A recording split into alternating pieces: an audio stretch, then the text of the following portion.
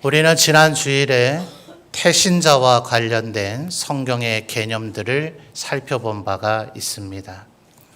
예수님께서 십자가를 지시기 직전에 이제 내가 곧 십자가에 달려 죽고 또 3일 만에 부활하게 될 것을 비유적으로 얘기하시면서 여성들이 아이를 출산할 때가 다 되어 가면 그 출산 과정에서 겪는 고통 때문에 근심하지 않느냐.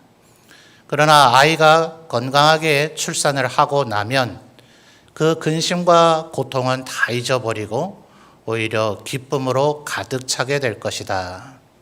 사실은 그저 임신행과 출산 과정에 대한 일반적인 비유로서 예수님의 십자가의 죽으심과 부활을 설명하신 것입니다. 사실은 이제 그거보다 더 의미 있는 것은 바울 사도가 이야기한 자신이 성도를 섬기는 그 과정이 마치 해산하는 수고와 같다. 그렇게 비유적으로 설명을 했죠. 바울 사도는 특별히 이방인들을 중심으로 사역을 했던 인물이기 때문에 유대인이라면 예수 그리스도에 대해서는 모를지라도 여호와 하나님에 대해서는 구약 성경을 통해서 알고 있었을 터인데 이방인들은 완전히 하나님에 대해서 무지하고 또 구주 예수 그리스도에 대해서 그들에게 알게 하고 또 믿고 깨닫게 하고 또 그 믿음 안에서 성숙하고 완전한 자로 자라가게 하려니 그 일련의 과정이 얼마나 힘들고 어려웠겠어요. 바울 서신 구석구석을 보면 바울 사도가 그 많은 성도들을 목회하면서 겪었던 고통과 그 괴로움을 구구절절 표현하고 있죠. 바로 그것을 해산의 수고다. 이렇게 바울 사도는 상징적으로 표현했습니다. 그래서 어쩌면 우리 성도들께서 지난주에 말씀을 들으면서 결국 태신자를 작정해서 누군가를 전도한다는 것은 이렇게 예수님의 죽으심과 방불한 힘듦과 근심과 고통을 겪는 일이고 또 바울 사도가 그렇게 했던 것처럼 어마어마한 수고를 겪어야 되는 것인가 오히려 그렇게 생각하게 되지 않았을까 하는 그런 염려가 많이 듭니다. 여러분 다 아시다시피 저한테는 아들이 3명이 있는데요. 제 아내는 지금도 가끔씩 심기가 불편하면 내가 애 낳을 때 당신은 뭐 했느냐 이런 핀잔을 줘요. 그도 그럴 것이 첫째 아이가 주일날 11시 예배 시간 도중에 태어났습니다. 그때 당시 제가 전도사인데 아내가 진통이 온다 한들 병원에 같이 갈 수 있습니까? 다행히 처가교회에서 제가 총각으로 부임을 해서 결혼을 했는지라 장인 장모님과 처형, 처제, 처남이 다 그 교회에 있었는지라 이제 장모님이 얼른 아내를 데리고 이제 출산을 하러 갔죠. 예배 마치고 나서 우리 교육자들 인사하는 자리 바로 뒤에 공중전화 부스가 있었는데 우리 처형이 지혜롭게 거기서 일부러 전화를 하더라고요. 전화해서 병원에 어머니 장모님께 통화를 해가지고 그래요 건강하게 출산을 했다고요? 아들을 낳았다고요? 이제 내들으라고 하는 소리죠. 이제 그렇게 전화 통화를 통해서 저는 성도들에게 인사하면서 이제 뒤통수에 들려오는 소리로 내 첫 번째 아들이 태어났구나 하는 생각을 하게 됐습니다. 오늘 조교화가 앉아 있네요. 둘째는 우리 모셨던 담임 목사님께서 해외 단기 선교지 탐방하고 조사하느라 한 열흘 정도 해외 출타를 하시고 돌아오신 그 다음 날 또 하필이면 아내가 진통이 왔어요. 열흘 동안 교회가 비어져 있었으니 부교육자들이 보고할 게 또 얼마나 많습니까? 목사님께 보고를 다 하고 나서 목사님 사실은 제 아내가 지금 아기 낳으러 갔는데요 하니 제가 볼 땐 미리 말씀드렸어도 보내주지도 않으셨을 것 같아요. 첫째 낳았을 때도 저녁 예배 다 끝나고 가서 저 어머니한테 혼났거든요. 너는 애비가 맞느냐 이런 소리 제가 들었었는데 둘째 때도 목사님이 진작 얘기를 할 것이지 하면서 빨리 가라 그래서 택시 타고 쫓아갔더니 벌써 났더라고요. 자, 이제 큰일이 났죠. 야, 이건 한 명이라도 아기 낳을 때 좀 옆에 있어야 될 건데.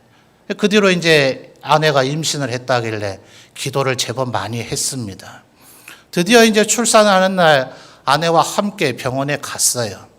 그래서 밑에서 이제 아기 낳기 전에 좀 든든히 먹겠다 이래서 뭘 먹다가 반틈도 먹지 못하고 이제 진통이 온다 해서 올라갔는데 출산 분만실이 4층입니다. 그래서 아내를 이제 간호사분들에게 인계해서 들여보내주고, 이 드라마나 영화 같은 거에 보니까 애 아빠는 이 종이컵에 커피 한 잔 빼서 들고 아내가 아기 낳기만 초조하게 기다리더라고요. 4층에 자판기가 없어요. 병원을 살펴보니까 1층에 있더라고요. 그래서 엘리베이터 타고 내려가서 커피를 빼서 다시 4층으로 올라오면서 문이 열리는 땡 하면서 문이 열리는 소리가 들리는데 간호사가 나오면서 조성경 씨 보호자분 하면서 아기 안고 나오더라고요. 이러니 뭐 아내가 지금도 심통이 나면 내가 아기 3명 날 동안 당신은 뭐 했냐. 이거 어째야 됩니까? 사실 뭐 저에게는 누나 5이 있어서 생질이 12명이나 됩니다. 그런데 누나들이 그 아이들 낳을 때 뭐 제가 어리고 이러다 보니 뭐 여인들이 어떤 고통을 받는지 제가 사실 잘 몰랐어요. 이제 제가 비로소 아버지가 됐는데 제 아내가 그렇게 아기를 낳다 보니 저는 모든 여인들이 그렇게 쉽게 옛날에 왜 드라마 제목 기억나십니까? 순풍 산부인과라고. 다 이렇게 순풍 낳는 줄 알았죠. 근데 그 뒤에 이제 관심을 가지고 이런저런 과정들을 보다 보니 뭐 어떤 분은 자연분만을 하다가 도저히 안 돼서 도중에 제왕절개를 하는 분도 계시고, 또 아이가 거꾸로 누워서 다리부터 나오게 되니 아주 난산의 고통을 겪는 분도 계시고, 또 어떤 가정은 또 아이가 탯줄을 목에 감고 있다 그래서 정말 막 생명의 위기를 겪는 그런 가정들, 어쩌면 여기 지금 성도님들도 저 우리 집 얘기인데 하는 분들 계시려는지 모르겠어요. 그러니 사실 아마 우리 성도님들이 지난주에 들었던 예수님의 말씀이나 바울 사도의 상징적 표현이 아니라 하더라도 여러분 가정마다 다 어머니도 계시고 아내도 계시고 또 뭐 여동생이든지 누나든지 다 가정의 여성들이 계시니 여성들이 아이를 낳는 과정 속에서 겪게 되는 고통이 어느 정도인지는 모두 다 설명이 필요하지 않을 정도로 알고 계실 겁니다. 근데 왜 예수님께서는 그런 말씀으로 또 바울 사도는 그런 개념으로서 이 과정을 설명을 했을까요? 여러분, 하나님이 우리에게 주기를 원하시는 것은 임신과 출산의 과정 속에서의 고통을 우리에게 주고자 하는 것이 아니죠. 예수님 말씀하셨듯이 새 생명이 태어나고 나면 그 이전에 어떠한 근심과 고통이 있었다 하더라도 그걸 잊어버릴 정도의 기쁨이 있단 말입니다. 하나님이 원래 우리에게 주시고자 했던 것은 새로운 생명이 태어나는 과정 속에서의 기쁨이죠. 우리에게 임신과 출산의 고통이 주어진 것은 죄악의 사실은 결과입니다. 여러분, 하나님을 믿지 않는 사람들도 이 세상의 인간들과 다른 소위 새끼를 낳는 동물들의 이 차이를 좀 비교 조사를 해봤다 그래요. 이 기독교인들이 조사한 게 아니에요. 그런데 그 학자들의 연구 결과는 다른 동물들은 그렇게 임신의 과정이나 출산의 과정을 고통스러워하지 않는다는 거예요. 물론 조금 그 동물들도 왜 고통스럽진 않겠어요. 그러나 인간과 비교하면 도무지 비교 자체가 불가할 정도로 오직 유독 인간에게만 임신과 출산의 과정에 고통이 수반되더라는 거예요. 왜 그렇습니까? 창세기에서 주님이 분명히 얘기하셨죠. 우리의 인류의 조상인 아담과 하와가 선악을 알게 하는 나무의 열매를 따먹고 범죄함으로 우리 남자들은 이마에 땀이 흘러야만 먹고 살게 될 것이고, 여인들에게는 출산만이 아닙니다. 임신과 출산의 고통을 더하리라. 하나님의 형벌로서 그렇게 된 거죠. 그런데 오늘 우리가 읽은 본문의 말씀은 어때요? 하나님께서 우리에게 은혜를 베풀어 주시면 어쩌면 이제 우리에게는 상식이 되어져 버렸고 과학이 되어져 버린 임신과 출산의 고통을 우리가 고스란히 감내해야 되는 것이 아니라 하나님이 은혜 베풀어 주시면 전혀 그런 일을 겪지 않고 새 생명 탄생의 기쁨만 우리가 누릴 수 있도록 해주시겠다고 하나님께서 지금 약속하고 계시지 않습니까? 이미 우리가 읽어봤습니다만 여러분 7절 한번 우리 성도님들 다시 한번 읽어볼까요? 자, 7절 말씀입니다. 앞에 스크린에도 나옵니다. 읽어주세요. 시작.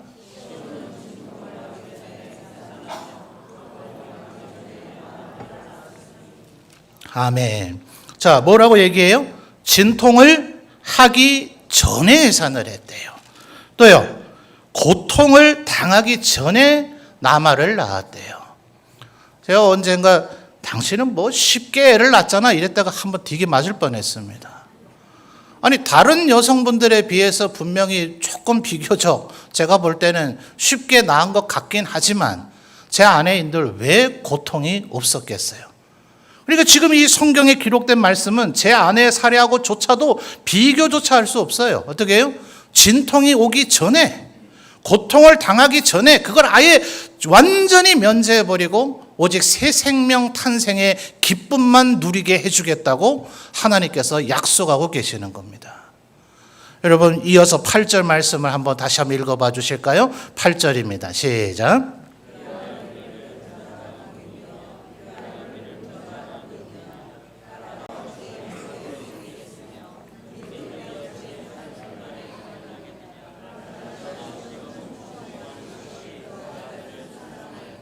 아멘.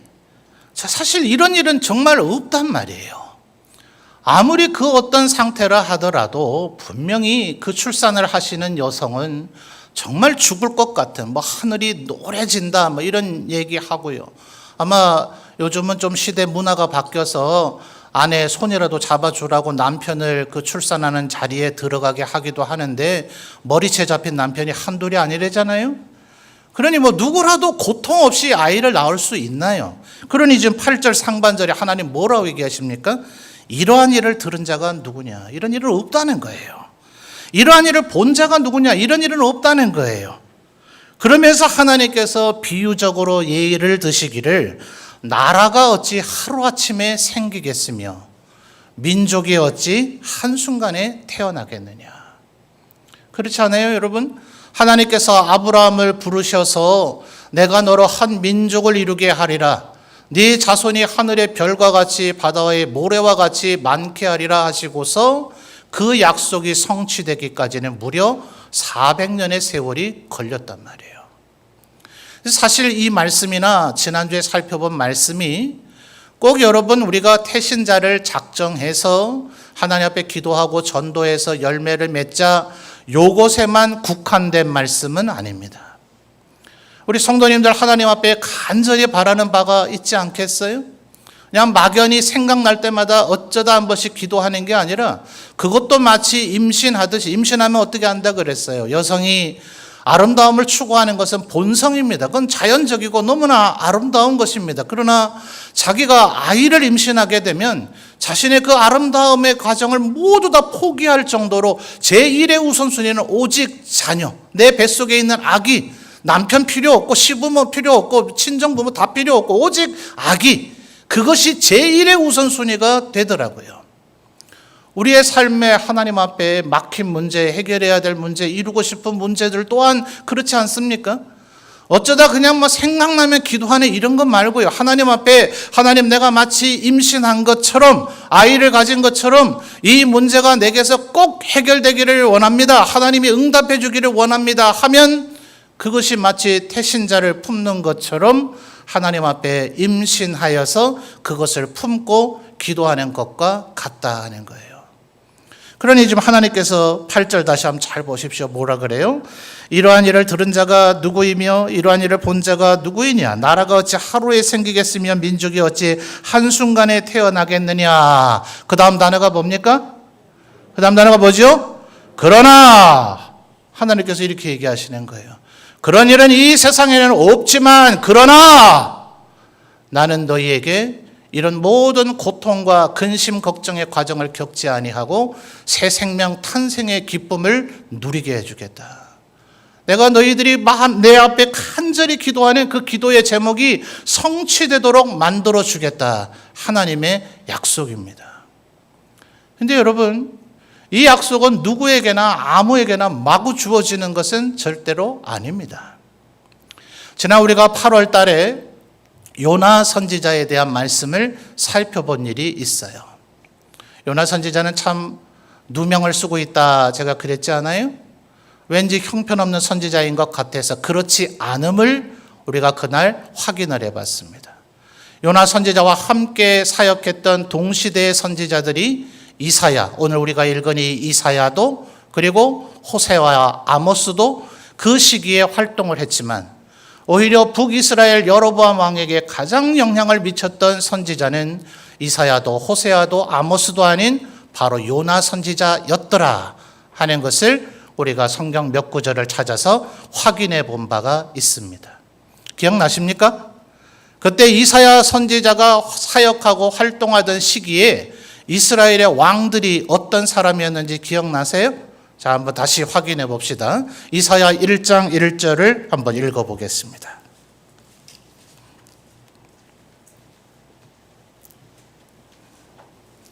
이사야 1장 1절의 말씀입니다. 앞에 스크린에도 나옵니다. 우리 성도님들 읽어주세요. 시작.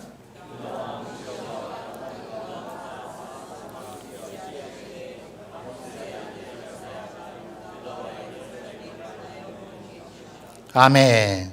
자, 1장 1절을 보니 이사야 선지자가 말씀을 선포하던 그 시기의 유다의 왕들이 누군지 4명 나오죠? 증조할아버지와 할아버지와 아버지와 아들 관계라고 말씀을 드렸습니다. 누굽니까? 우시야, 요담, 아하스, 히스기야인데요. 이때가 바로 북이스라엘이 멸망하던 시기입니다. 여러분, 누군가 정복을 한다면, 좋지 않은 예를 우리 지역에 대해서 좀 안 됐습니다만, 어떤 이가 와서 상주와 예천을 정복을 했다면 문경은 절대 안 되지. 문경 사람들은 귀한 분들이니까 여기는 절대로 정복하지 마세. 이러겠습니까? 그렇지 않죠? 문경과 예천을 상주와 예천을 정복했다면 문경 정복하고 괴산으로 넘어가야죠. 그러니 여러분, 북이스라엘을 정복한 아수르가 남유다는 안 돼. 저기는 절대로 건드리지 말라고 하셨어. 라고 하겠냐고요. 여러분, 이미 아하스 왕 때에 그럴 조짐이 많이 보였습니다. 북이스라엘이 이제 멸망하려나 존속되려나 위태위태한 상황이 보였어요. 남유다도 걱정이 됩니다. 왜요? 북이스라엘은 무려 10지파로 이루어진 강대국인데 자기들은 겨우 2지파로밖에 안 이루어져 있으니 북이스라엘이 멸망한다면 우리가 지켜낼 수 있을까? 버틸 수 있을까? 당연한 걱정 아니겠어요? 그러니 아하스 왕이 너무나 걱정을 해대니 하나님께서 이사야 선지자를 통해서 너 왜 이렇게 겁을 먹고 걱정만 하고 있느냐? 네가 그렇게 못 믿겠으면 내가 징조를 보여주리야? 하나님께서 이렇게 얘기하시는데 아하스 왕이 얼마나 믿음이 없는지 징조 보여주시기를 거절합니다. 그때 이사야 선지자를 통해서 하나님께서 하시는 말씀이 네가 처녀가 잉태해서 아들을 낳는 걸 본다면 나의 전능함을 믿겠느냐. 이게 바로 이사야 7장 14절에 예수님의 탄생의 예언이 되어져 버린 처녀가 잉태하여 아들을 낳으리니 그 이름을 뭐라 한다고요? 임마누엘이라 하리라 하는 것은 이 아하스 왕의 불신앙의 상태에서 이사야 선지자를 통해 하나님께서 주신 말씀이에요. 끝내 히스기야 왕 몇 년이 지나고 나서 북이스라엘이 멸망합니다. 아수르가 제가 방금 설명드렸듯이 그냥 물러가지 아니하고 남유다까지 쳐들어와서 모든 유다의 거점 도시를 정복하고 예루살렘까지 포위했었습니다. 북이스라엘은 포로로 끌려갔고요. 남유다도 완전히 절단이 났습니다. 이제 예루살렘이 언제 함락될지 그것만 남았습니다. 요즘 우리나라 드라마나 영화에 인조임금을 많이 등장을 시키던데요. 인조가 꼭 그랬잖아요. 남한 산성에 고립되고 나니 근왕병이라 해서 왕을 도우러 온 군대가 다 격파당했습니다. 완전히 고립돼서 그 어디에서도 임금을 구원해 줄 손길이 없기 때문에 그는 항복할 수밖에 없었어요. 당시에 히스기야 왕이 꼭 그 처지가 돼버렸습니다. 그런데 아수르 왕이 하나님을 모독해버렸어요. 일부러 이스라엘 백성들을 낙담하게 만들려고 이스라엘 백성들이 알아듣는 아람어로 선동을 했습니다. 분명히 너희 왕이나 너희들의 선지자가 하나님께 기도하면 된다, 하나님이 우리를 지켜주실 것이라고 얘기할 건데 그딴 말에 속지 마라. 지금까지 모든 민족의 신들이 나 아수르 왕에게서 자기들의 백성을 보호했는 줄 아느냐? 너희의 신 여호와 하나님도 너희를 내 손에서 지켜내지 못할 거다. 이놈이 선을 넘어버렸죠. 하나님을 모독하고 하나님의 이름을 모독하니 하나님께서 아수르에서 반란이 일어나게 만드셔서 급히 회군해버렸고, 이 아수르 왕은 부하들에게 암살당하고 아수르는 그로 인해서 아예 멸망당해버립니다. 이제 바벨론이 등장해버려요. 그런데 그렇게 되기 전까지 이 남유다도 얼마나 두려움 속에서 살았겠느냐고요. 여러분, 북이스라엘이 왜 망했습니까? 남유다는 왜 그런 두려움 가운데 휩싸여야만 했습니까? 훗날 바벨론에게 남유다가 멸망할 때 예레미야 선지자가 이렇게 얘기합니다. 배역한 북이스라엘보다 패역한 남유다가 더 나쁘다. 이게 예레미야 선지자가 남유다에게 준 경고의 메시지예요. 자, 배역과 패역, 단어가 거의 비슷하잖아요. 근데 전혀 다른 의미입니다. 배역이라는 말은 믿을 수 있는 가능성이 전혀 없는 상태예요. 북이스라엘을 창건한 여로보암이 어떻게 했습니까? 남유다 예루살렘에 거기에 성전이 있고 거기에 레위인들의 제사장 아론의 우선 제사장이 있으니 자꾸 북이스라엘의 국민들이 남유다로 가서 하나님을 예배하겠다 했다가는 다시 다윗 왕실로 되돌아갈지 모르니 아예 그걸 금해버렸어요. 그리고 베델과 단에 금송아지를 만들어 놓고 레위 자손이 아닌 아무나 자기가 제사장으로 임명해버리고서는 이게 하나님이다 이랬습니다. 그러니 우상을 숭배하고 죄악을 저질렀으니 그래서 북이스라엘이 멸망한 거예요. 그로부터 수백 년이 지나고 나니 멸망할 때 태어난 사람들은 뭘 알았겠어요? 아, 저 금송아지가 하나님인가 보다, 저 금송아지에게 경배하면 되는가 보다 이러고 살았으니 예레미야가 뭐라고요? 그들은 믿음이 뭔지를 알지 못했다. 알지 못해서 그들은 범죄할 수밖에 없었으나. 그럼 패역은 뭡니까? 남유다에는 뭐가 있어요? 성전도 있었어요. 제사장도 있었어요. 하나님의 말씀인 율법도 있었는데도 불구하고 너희들이 하나님의 말씀에 불순종하고 우상을 숭배하고 죄악 가운데 그대로 살고 있으니 너희는 멸망할 것이다. 이게 이사야 이전부터 이미 호세아, 아모스 모든 선지자들이 일관되게 이야기했던 말씀입니다. 그러니 이사야서의 전반부는 그런 심판에 대한 경고로 가득 차 있어요. 그런데 오늘 우리가 읽은 말씀, 출산의 고통을 느끼지 않고서도 새 생명의 탄생의 기쁨을 누리게 하시겠다. 전혀 상반된 얘기 아닙니까? 그리 사실은 조건이 있어요. 자, 66장으로 되돌아가 봅시다. 우리가 7, 8, 9절을 읽었는데 2절 말씀을 읽어보겠습니다. 자, 마지막 이사야 66장 2절 말씀입니다. 우리 성도님들 읽어주세요. 시작.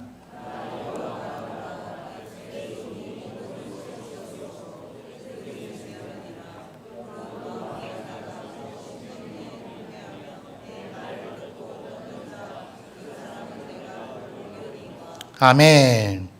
자, 여러분 나중에 시간을 꼭 내셔서 66장 전체를 한번 정독해서 읽어보세요. 3절과 4절 상반절은 지금 2절에서 얘기하는 것과 대조되어지는 여전히 죄악을 포기하지 않는 이스라엘의 모습을 하나님께서 지금 책망하시는 모습인데, 하나님께서 누구에게 해산과 출산의 고통을 전혀 느끼지 아니하고 그 과정을 겪지 않고 새 생명 탄생의 기쁨을 누리게 해주시겠다 하였는가? 2절 하반절을 보시면, 자, 무릇이라고 하는 단어 찾으셨습니까? 무릇이라고 하는 거기서부터 읽으면 그 다음 뭐라고 얘기합니까? 마음이 어떻고요? 가난하고. 여러분, 예수께서 말씀하셨던 산상복음이 기억나십니까? 팔복을 얘기하면서 첫 번째가 뭐예요? 심령이 가난한 자는 복이 있나니. 예수님이 처음 얘기하신 게 아니라 이미 구약시대에 여호와 하나님께서 이미 삼위일체 하나님이시니 너무나 당연한 얘기죠. 이사야 선지자를 통해서 이미 말씀하셨더라 하는 거예요. 그 다음에요, 심령에 뭐합니까? 통회하며. 내 말을 듣고 뭐예요? 떠낸 사람에게 하나님께서 이와 같은 은혜를 주시겠다 하는 거예요. 그래서 여러분, 말씀을 들을 때 우리의 기본 자세는 가난하고 겸손한 마음이어야 됩니다. 그리고 통회하며 떠는 마음이어야 됩니다. 하나님의 말씀을 진지하게 한번 들어보십시오. 목숨을 걸고 들어보십시오. 그러면 그 말씀 앞에서 우리는 두려워 떨 수밖에 없을 것입니다. 언제나 우리의 부족함과 죄악, 하나님 앞에 회개해야 될 부분들이 생각나게 마련이고, 그렇게 말씀을 들은 자가 기도할 수밖에 없게 됩니다.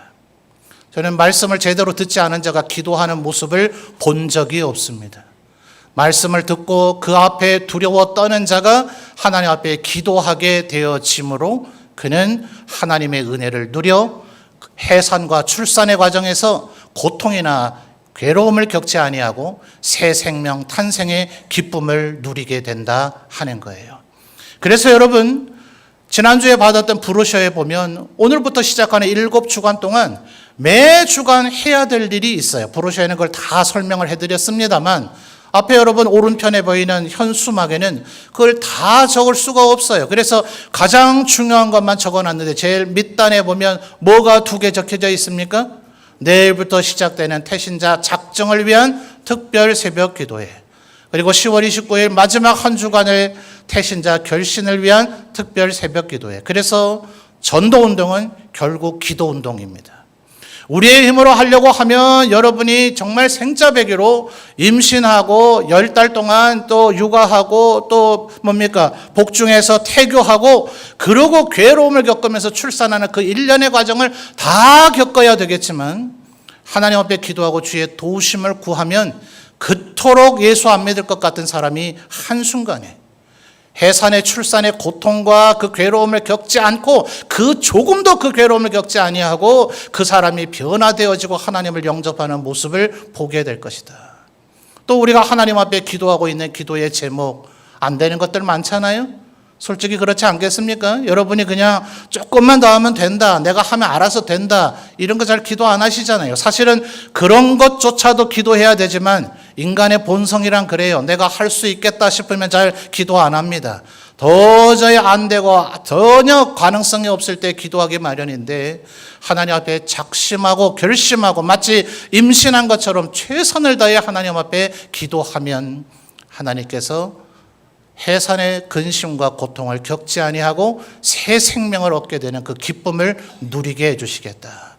그래서 9절 말씀에서 하나님께서 스스로를 뭐라고 설명하십니까? 나는 해산하게 하는 이다 라고 하나님께서 이야기를 하시는 거예요. 다시 한 말씀드립니다. 이 해산은 반드시 꼭 전도의 열매만이 아니라 여러분이 하나님 앞에 이루기를 원하는 마음의 소원과 기도의 제목을 의미하는 것이기도 합니다. 이번 한 주간 여러분 기도하는 자리에 최선을 다해서 나오십시오. 태신자를 작정하게 해달라고, 내 눈을 맑게 해달라고, 하나님의 시각을 갖게 해달라고 기도하십시오. 또한 여러분의 삶에 드리워져 있는 수많은 문제들을 끌어안고 기도하십시오. 말씀을 경청하고 말씀을 두려워하며 기도하는 자에게는 하나님께서 반드시 그 어떤 고통도 괴로움도 겪지 아니하고 순산하는 것처럼 새 생명의 탄생과 기도 응답의 기쁨을 여러분에게 주실 줄 믿습니다. 이 은혜를 꼭 받아 누리시는 우리 모든 성도들이 되시기를 바랍니다.